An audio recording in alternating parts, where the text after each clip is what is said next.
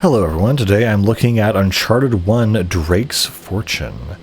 I remember when this originally came out on the PS3, it was kind of considered, a big deal because this is one of PlayStation's exclusive titles, so it was very kind of, important to fanboys and gaming in general.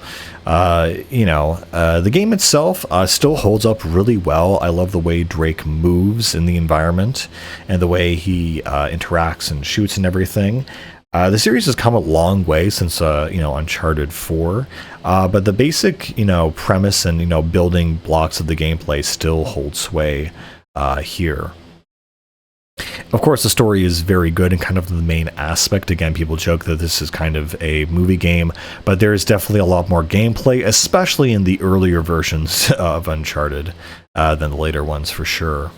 The basic premise of this story is Drake is on a expedition, a scuba diving thing, looking for lost Spanish gold, which leads him to a German World War II U-boat, which leads him to an even crazier discovery of essentially what I would like to call Nazi zombies. Basically a bunch of Nazi experiments, turning men into weird biological monsters or vampires or something. It's one of these kinds of things that is kind of missing from the Uncharted formula in the modern games. It's kind of like everything has to be realistic and normal now. But yeah, even this game definitely had a kind of off the rails, jump the shark kind of moment, which I kind of miss from the series. I feel maybe it got a little bit too serious and too, based in reality. And so this is still kind of out there. It has that energy of like an early Saturday morning sci-fi channel kind of setup.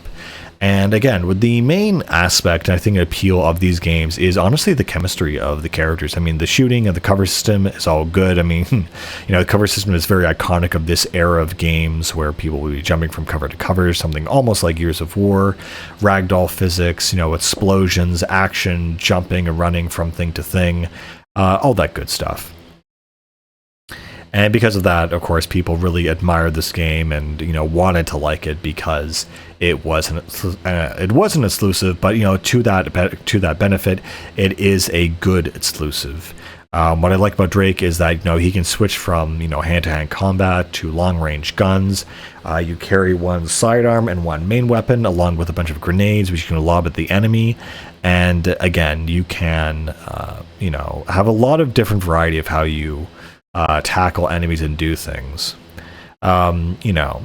Do I think this game is still worth playing rather than the other ones? I mean, absolutely. I'm definitely a purist in the sense that, you should always kind of backtrack and go to the roots of what something is. In certain cases where that's not the case or that's not possible, where, the game just kind of sucks on this first iteration, like, maybe the Souls series. There's definitely games from FromSoft I would definitely not get into. Besides the main titles that everyone talks about, because I've tried them and they're just not fun. But this one is, Drake's Uncharted. Uncharted Drake's Fortune is definitely a fun game and a very welcome addition, to the gaming landscape. It's funny again how I feel like a lot of other games try to do something like this or like this formula. You have it's a pretty generic in its setup. You basically have a guy on a deserted island and he's just going around, getting hidden treasure and shooting bandits and bad guys. It's not dissimilar from a game like Far Cry, for example, but it's the storytelling and the writing and the plot and the pacing that really sets it apart. What I really like, I think, about this game that really struck me is the game is divided into chapters, and each chapter does feel like a chapter from a book. It feels very well sectioned off, where I felt there was a very natural progression. And I've talked about this a bit before, but my favorite games actually have really good plots, not necessarily stories, but plots, in the sense that what is happening at usually a very good clip, a good pace, and a lot of crazy weird ideas are being thrown at the player, barely enough for us to process them, and it's just rich and thick and something you want to replay over and over again. I guess maybe that's the one difference here between Drake's Uncharted and other things. there are like collectibles to get in this, in these levels, which you can find and treasure hunt and really achievement hunt if you really want to. But the way these games are designed, they're kind of made to be these situations where you honestly play them once and that's really it. And it's funny how that formula has not changed in future Naughty Dog games, where essentially you just kind of go through this story and this environments and combat, but your only motivation to go back is to find little trinkets which aren't that interesting. They don't add any lore to the story, and they just are there for achievement hunting. Literally, treasure hunting, achievement hunting, same thing.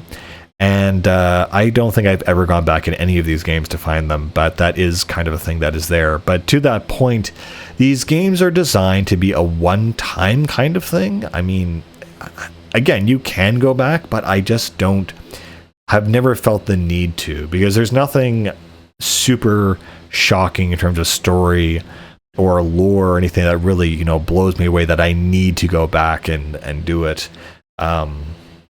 But I at least appreciate that they put something there, but it feels at the same time very basic, very base bones. At least, other games, they give you alternate costumes or new weapons or maybe an alternate route to take or dialogue options or something that makes another playthrough different.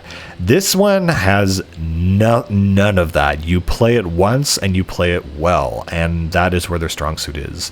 So it's not necessarily a bad thing.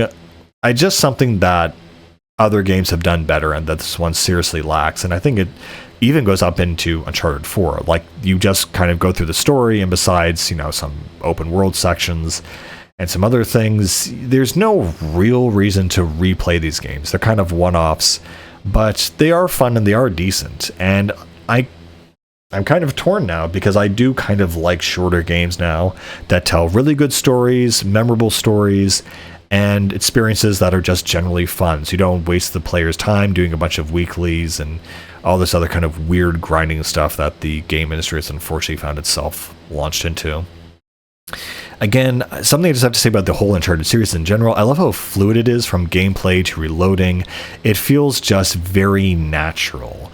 I haven't actually played a lot of Naughty Dog games. I know there's Jak and Daxter and all those other things which I haven't played, but I'm planning to play them. I'm really interested to see how that evolved over time and what Naughty Dog's catalog has really become. And forgive me if I'm confusing Jak and Daxter and Crash Bandicoot and I guess on that point, and just in terms of the characterization of the characters in Uncharted, they just feel very alive and animated, in the sense that, if these were furry creatures in a kind of weird children's cartoon or some kind of Disney Pixar-esque movie, it really, really would not surprise me, because it has that attitude. And again, I just love how lively and how vibrant the characters in this game are. It's something that you'd think would be easy to do, but you look at other series like even GTA, where they do have over-the-top characters, they're just not quite as animated. I don't mean that just in the way they move and the actual animations themselves, but the voice line delivery. They feel like real people, and that's something that I think Uncharted has always done really well, is their characters. And we'll see that kind of persist through the rest of the story and through the rest of the series. Anyway, there's not much else to really say about this game. It's very definitely decent. I think it's definitely still worth playing in the modern day. And, it's a fun movie game. You kind of play it once and that's kind of it. And it's interesting to see what PS3 technology was capable of. A third-person shooter is not really something the PS3 excelled at, if anything really in particular. It was kind of known for, honestly, JRPGs, in my opinion at least. So a third-person action shooter, it's very, very unique just in that basis alone. So I think it's worth playing on that merit. And aside from that, I think I will leave you guys with that. See you later. Bye.